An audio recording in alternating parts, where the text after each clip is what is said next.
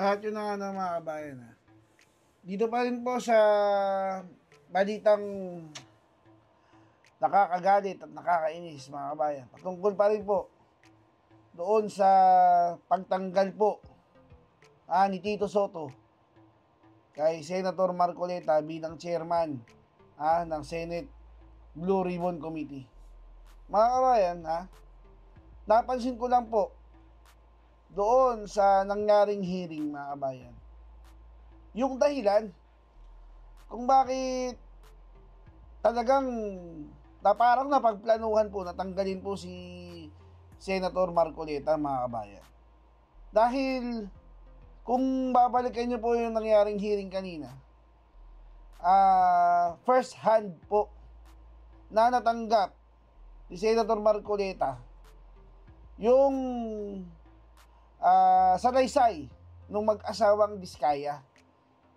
Ibig sabihin po mga kabayan, beforehand,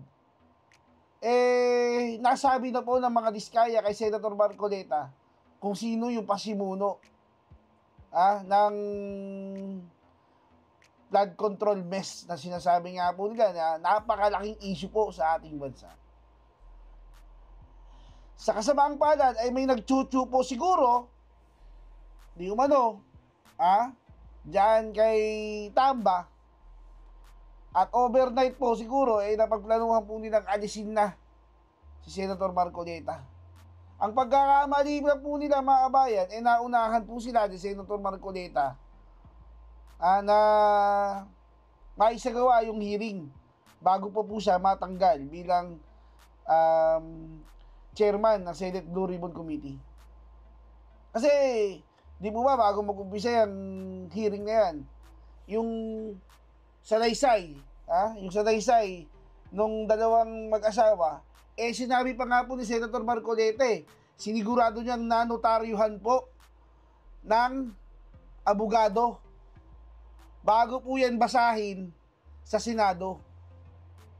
Ganyan po katalino si Senator Marcoleta dahil lawyer po siya mga kabayan Dahil hindi po pwedeng magsinungaling yung mga Diskaya na hindi na po nila pwedeng bawiin yung sasabihin nila dahil nanotaryuhan na po, hindi na po basta sa naysay. Kasi sinasabi, di ba, pag may mga witness, di ba, dyan sa hearing, sa cameraman, sa Senado, nag-oath.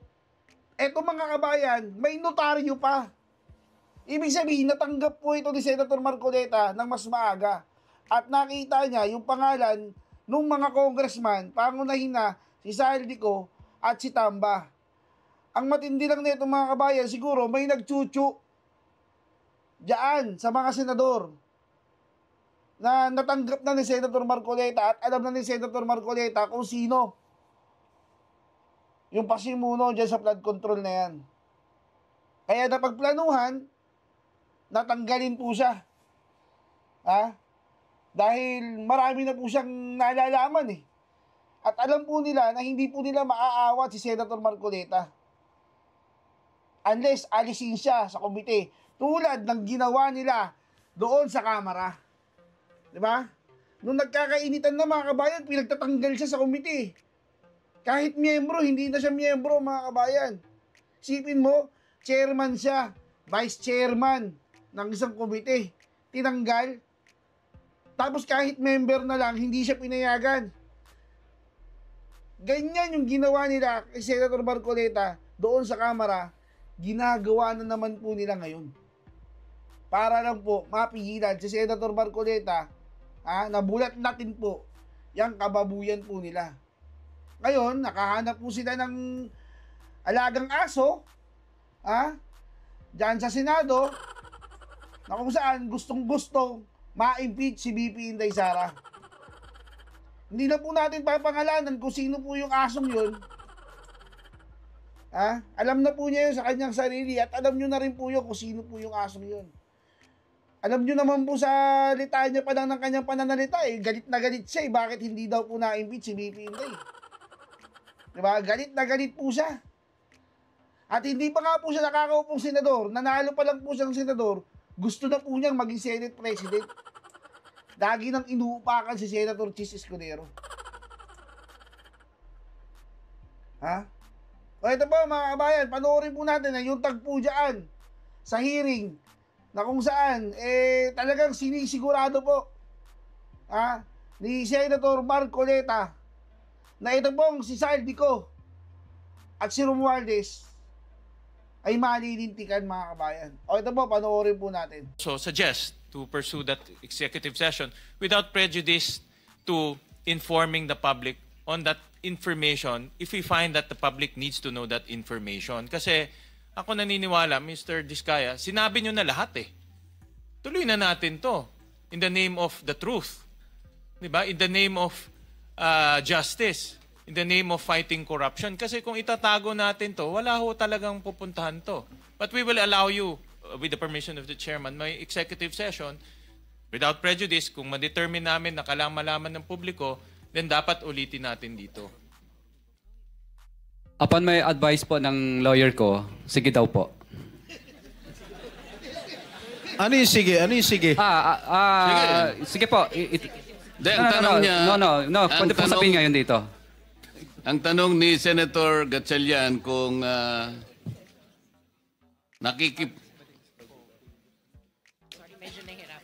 Sorry po, Mr. Chair. Willing naman po ako na kahit dito na pag-usapan.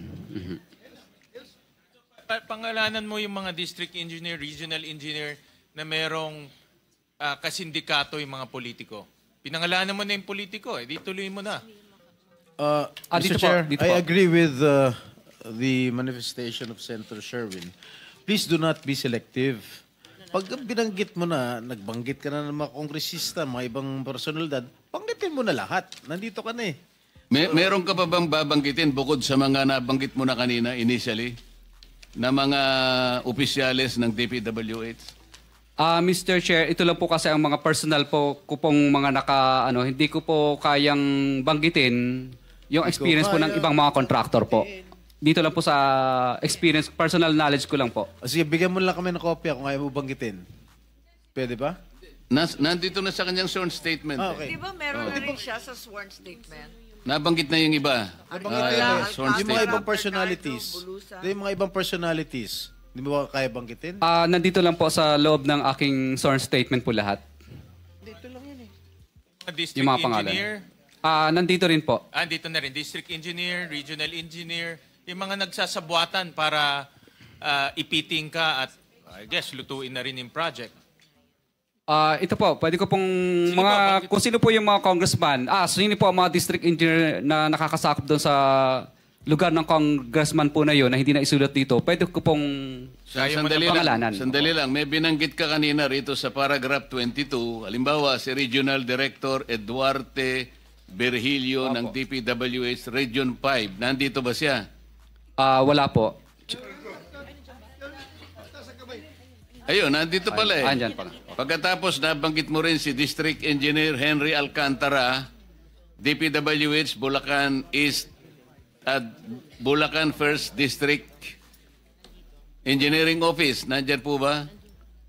Nandito din po. O yan. Senator Gatchalian, nandun yung dalawang opisyales ng DPWH na binanggit niya sa paragraph 22 ng kanyang sworn statement. Paupoy na kaagad dito. Paupoy na kaagad.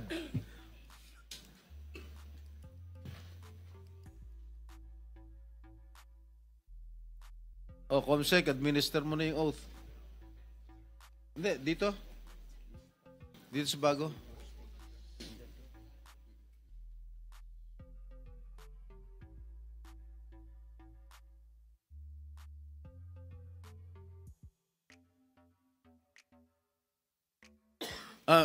Mr. Diskaya, magkano yung pinakamalaking halagang o commission na binigay mo sa isang personality? Kadalasan po, for example, pangalanan natin si D.E. Henry na lang muna. Hindi, si R.D. na lang muna. Hindi, si D.E. Henry ng Bulacan First. Henry what? Ano apelido? Henry? D.E. Henry Alcantara po. For example, binibigay po namin yung 25%. Opo. Para po dun sa kay ano daw po, kay... No, hindi daw. Narinig ko. 25% hindi pa po kasama yung parking. 5 kasi ang parking o pass-through. Meron ka dito sa number 28, may binigyan ka raw 30%. Yun ang malaki. Yun ba pinakamalaking naibigay mo, 30%? Yun naman po kay Kong Roman Romulo po yun. Para kay Kong Roman Romulo, sabi ni D.E. Aris, bali, kaya po naging 30 yun kasi 25% para sa taas at 5%. Sino ro yun sa taas? Kadalasan po, open secret naman po ito eh. Secret na open. Ano po, ang tinuturo nila madalas si Saldico at saka si Speaker po kadalasan ang sinasabi nila. Opo. Okay. Tapos yung 5% naman po para po kay Congressman Romulo pag insertion. Pag hindi naman po insertion, NEP, mabababa ng kapiraso. Yung pinakamalaki, 30% yun na shell out mo. Kasi po kasama na po doon yung insertion. Yung parking fee o pass-through. Kaya naging 30. Yes, I understand. Kaya nga, yun ang pinakamalaki. Kasi yung ordinaryo, 25%. Correct? Opo. Alright. Nandito na si... Mr. Chair, may masingit lang ako, Sen. Tanungin ko lang si Curly Discaya. Mr. Chair, so kung 30%, may 5% parking, 35%, ilan na natitira sa proyekto? Hindi po. Kanina po, kaya pinagsama po yung 30. Kasi isang hingian lang po ang ginawa nung ni D.E. Aris at pinabigay na lang doon sa secretary na si Secretary Ann. So ngayon po, bali kaya naging 30 yun kasi 25% doon para sa taas. Tapos yung 5% doon para kay Kong Roman Romulo as insertion. Yun lang? Yung parking fee. Parking fee. Oo. So, kaya naging, pag pinag-plus mo po yun, naging 30 kasi isang hingian lang 30. ginawa. Wala na kayong nilalagyan pa na iba na binibigyan sa LGU maybe para pirmahan yung mga kung ano man yung kailangan pirmahan para matuloy yung proyekto? Sa LGU, kadalasan wala po. Wala. Walang pakialam doon. Magkano po ang kinikita nyo naman? Kung binigay nyo yung 30%, magkano po ang binabawas pa ninyo doon sa, for example, 100 million, 30% po yan, that's about 30 million. So may 70 pa. Magkano po yung, syempre, tatrabahuin nyo, magkano kailangan ang kikitain nyo pa dyan? Kadalasan po ang natitira na lang sa amin, minsan pag minalas-malas, lugi, kung sinuwerte, minsan 2%, 3%. Pag sinuwerte pa, 5%. Paano? 2%? 5%? 3 to 5% po. Minsan ang natitira na lang. Minsan lugi pa. So 70, bawasan mo pa ng 5%, so 65%. Tama po ba? Opo. Ito mo ba ang ginagawa niyo yung proyekto? So matatawag natin substandard dahil para kumita kayo, para maibigay ninyo yung komisyon, bawasan ninyo yung bakal, bawasan ninyo yung mga semento para may maiabot lang kayo. Tama po ba? Hindi po. Wala pong substandard. Tama pa rin. Kasi hindi po siya papasa sa testing ng DPWS pa rin. At ganoon din po, hindi po tatanggapin ng warranty ban. Hindi ako naniniwala na papasa sa DPWS. Kasabwat na ho ninyo yung district engineer at saka regional director. Paano po? Pati yung COA, kasabwat din ho ninyo. Magbubulag-bulagan na lang yung tatlong yun. Hindi po. Wala po hindi po namin nakakausap yung COA. Hindi po sila. Yung DPWH, siyempre kasabot nyo na, binigyan nyo na ho eh. Pipikit na lang nila yung mga mata nila. Kaya magiging substandard po talaga yan. I mean, whether you like it or not, para kumita din ho kayo. I don't think 2% lang po ang kinikita nyo dito, 3%. Magpapakanda hirap kayo, 2 to 3%. Kakayanin ba ng 2 to 3% yung mga sasakyan na binili nyo na pagkadami-dami po?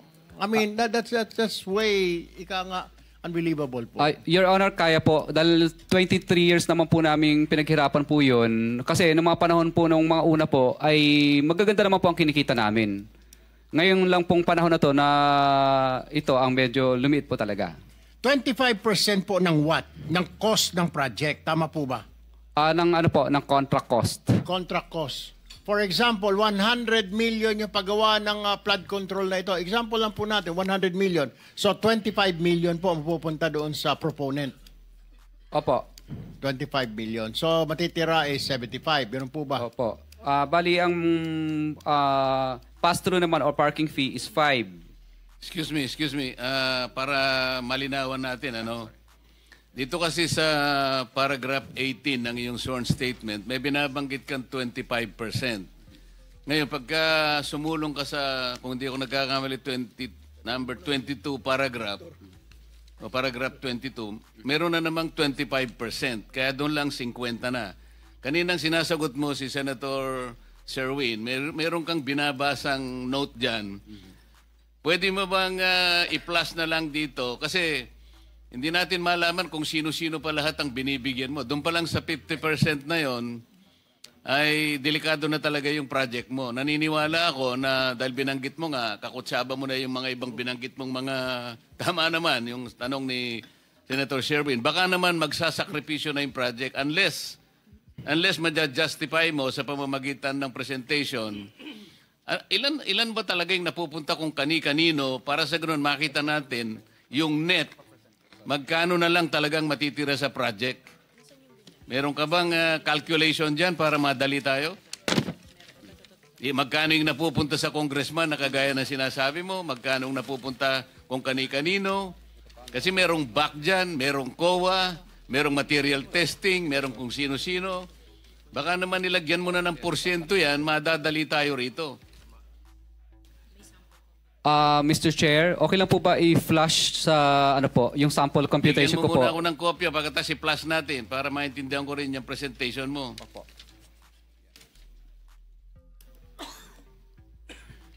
Yung staff, pakitulungan si Mr. Diskaya para ma-flash natin sa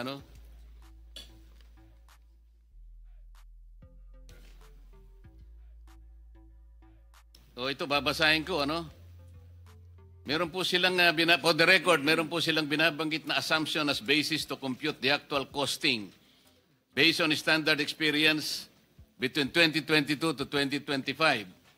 ABC, 75 million. Ang winning bid po ay 72 million. 43% po ang SOP. 43% ng winning bid. Broken down into the following. Ito po allegation nila, Speaker Romualdez Saldico, 25%. Congressional pass-through fee, 5%. Buyout fee ng BAC, 6%. DPWH, DE&RD, 7%. Yan po yung 43%. Sa mga tweed, yun ang natitira. Aalisin nyo pa yung tax na 7%. Broken down into income tax 2% at withholding value added 5%. So ang project cost po sa kanilang approximation is between 35 to 38%. Ito na lang ang natitira. Sa makatwid po kung 100 million ang project, Senator Sherwin, ang natitira is between 35 million to 38 million talaga magsasuffer ang project. Ang net profit po nila sa calculation is between 12 to 15%. Ang tanong po kanina, Mr. Diskaya, because this is very important, kung ang cost na lamang po ng project is between 35 to 38%, hindi po ba talaga magsasuffer ang project? Ang importante rito ay katulad nito, flood control. Buhay po ang sinesave, kaya po inaayos natin, sinisinop natin ang ating mga river basins. Ngunit kung ang project, ang panggastos ng project ay matitira na lang 35 to 38%. Paano nyo magagaranti na magagawa po natin ang project sang-ayon doon sa pagkakadrawing ng DPWH? Mr. Chair, sagutin ko lang po ng detail by detail. Opo. Kadalasan po, Mr. Chair, may warranty bond po kasi yung aming project. At pangalawa po, pag nag-collapse po ito dahil dinaya po namin, mas malulugi pa po kami. Sa napakaliit na natira sa amin na minsan 5%, 3% na nga lang, magko-collapse pa. Kaya ang ginagawa po namin, Mr. Chair, ginagawa po namin ng tama ayon sa plano, ayon sa specs, ayon sa program, ayon sa design. Ang ginagawa po namin ay mga suppliers po. Kasi maganda naman po ang pagkakaprograma nila ng presyo. So, for example po, yung sheet piles po dyan, Mr. Chair, na nakalagay, sa budget po ng Program of Works, 14,256 million. Pero sa actual po, kaya po naming mabili sa market ng volume ng 6,652 lang kasi maramihan. Okay. Yung concrete naman po... Teka muna, sheet pile ang sinasabi mo. Ito po, mga components po ito ng flood control. Rito, maganda yung presyo, kaya makakabili ka ng mas mura. Yes po, Hindi kaya kagaya ng binabanggit ng gobernador ng Mindoro Oriental, 12 meters ang kailangan na ibaon mo sa lupa. Ang problema, yung 12 meters, kinatay, ginawan 3 meters. Baka naman ganun ang project mo. Hindi ko po kayang sagutin, Mr. Chair, yung gawa po ng iba. Hindi, ikaw ang tinatanong ko. Na-example ko lang yung Mindoro. Baka ganun ang gagawin mo, may mali talaga. Hindi po, Mr. Chair. Kami na lang po ang nag-a-absorb ng maliit na kita. Ibig po sabihin, Mr. Chair, kesa wala kaming project, walang trabaho yung mga tauhan at empleyado namin, minabuti lang po namin na kumita na lang ng kahit na barya-barya lang, dinala lang po namin sa mas maraming uri ng project. Thank you, Mr. Chair. Pwede makasingit po. Senator Rapi. Kasi sa pagsasalita niya, para bang siya pang naapi rito. Para magkaroon ng kita yung kanyang mga empleyado, magtsatsaga lang sa maliit na kita. Kanina nabanggit mo, lahat ng project ninyo ay okay on the level kasi ina-assist ng DPWH after you accomplish that project. Tama? Opo. Ano nangyari dito sa UP Manila Rizal Hall? UP Manila po? Yeah, huwag ka na magmaang-maangan. Flood control po yan, Mr. Chair. No. UP Manila Rizal Hall. Yung hall na sa UP na kayo ang nabigyan ng proyekto para ayusin. Yung building na yun. St. Timothy Construction Corporation. Contractors, Pacifico and Sara Discaya. 30 million noong 2018 ang pinondo para dyan. Hanggang ngayon, di pa matapos-tapos. 2018, ano na ngayon? Mr. Chair, yung ganyan po kasing mga, may mga suspension po yan. May time suspension. Paki-explain. For 7 years, 30 million pinondo rito sa UP Manila, hindi mo patapos-tapos. Sabi mo, lahat ng proyekto niyo on the level, di ba? In-inspect ng DPWH. Siguro you're referring to Constructors Performance Evaluation System. Yan ba yan? Okay. So dumaan kayo sa CPES. So kung dumaan kayo sa CPES, bakit itong 2018 na project nyo sa UP Manila hanggang ngayon, yung Rizal Hall hindi pa tapos-tapos na binadgetan na 30 million. So mga estudyante, hindi nagagamit yun. So tumatambi na sa labas. Mr. Chair, yung DPWs po sana ang makakasagot niyan. No, ikaw makakasagot ito. Proyekto mo to eh. Hindi naman sa DPWH binigyan 30 million. Sa iyo binigyan 30 million. O bakit may tulak sa DPWH? May mga time suspension po yan, extension. Then explain to us because this has been for 7 years. And you cannot explain? That's 30 million people's money that was funded for that project. And yet, it hasn't been accomplished as of yet.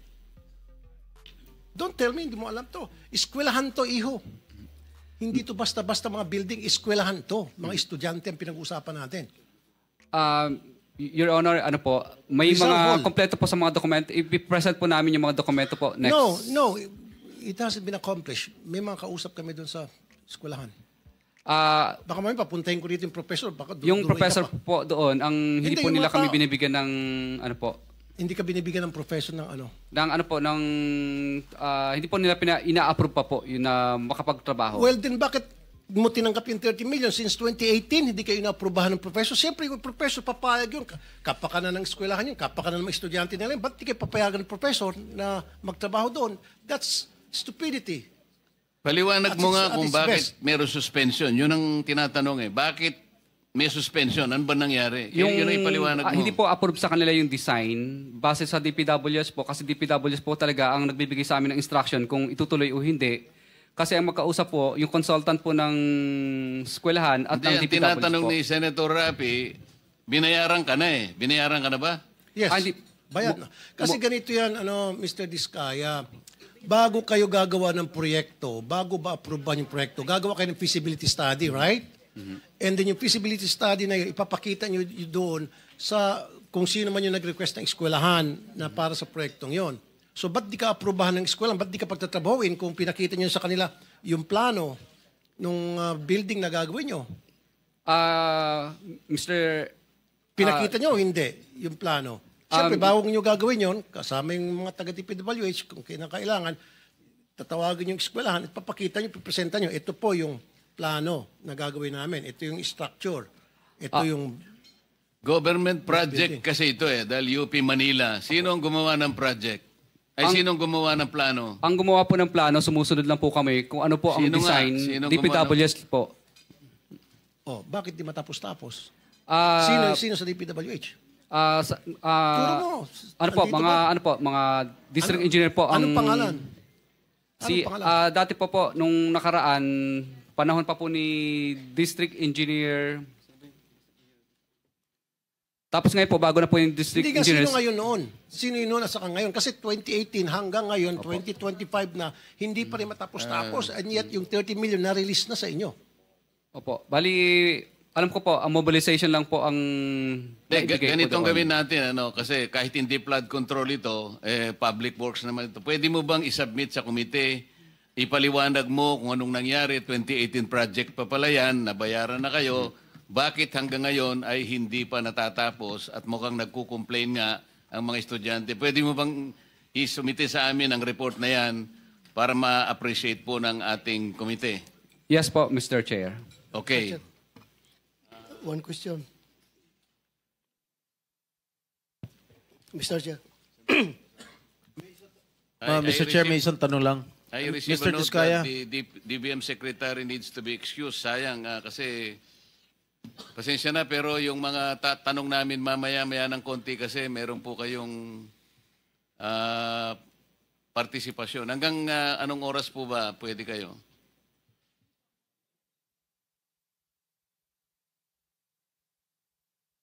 O sige, anyway, you wanted to be excused now, Madam Secretary. Mr. Chair, one question lang kay Mr. Diskaya. Teka muna, you want to be excused now? Kung pwede.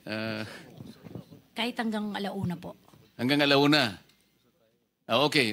Thank you. Senator Estrada. Mr. Diskaya, sa dami-dami mong binanggit na pangalan na kongresista, isa lang tanong ko, Senador, meron ba? Your Honor, wala po. Sigurado ka? Safe ka na. Sigurado po. I resent that statement, Mr. Chair. I resent that statement. Safe ka na. Okay. Diba? Safe na. Mr. Chair, I move that you strike of the record that your Alam mo naman, biro lang naman yun eh. Wala yun. Mr. Chair. So, Senator Bato. Yeah, Mr. and Mrs. Diskaya, dito sa paragraph 10 ng inyong sinumpaang salaysay,